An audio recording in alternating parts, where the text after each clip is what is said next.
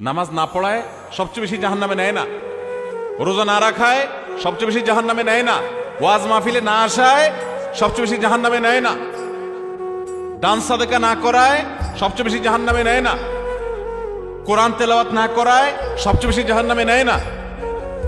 তাহলে কিসের সবচেয়ে বেশি জাহান্নামে নেয় মানুষকে? সুইলা রাসূলুল্লাহ সাল্লাল্লাহু আলাইহি সাল্লাম আন আকসারি মা ইউদখিলুন নাস আন-নার, মানুষকে সবচেয়ে বেশি জাহান্নামে নেয় কোন জিনিসে জিজ্ঞাসা করা হয়েছে। নবীজি বলেছেন দুই জিনিস, আল ফামু ওয়াল ফারাজ, মানুষের জিহ্বা, মুখ এবং লজ্জাস্থান, এই দুইটা অঙ্গ মানুষকে সবচেয়ে বেশি জাহান্নামে নিয়ে যায়। সবচেয়ে বেশি জাহান্নামে নিবে এই দুইটা অঙ্গ। নামাজ পড়ে, দাঁড়িয়েও আছে, কিন্তু ফেসবুকে তলে তলে জেনা করে, চ্যাট করে, এটা তো জেনা। মানে সে কারোর প্রতি আসক্ত, হারাম রিলেশন হয়ে গেছে। এটা মহামারীর আকার ধারণ করে। সবচেয়ে বেশি মানুষ জাহান্নামে যাবে এই পাপের কারণে, অপরাধের কারণে।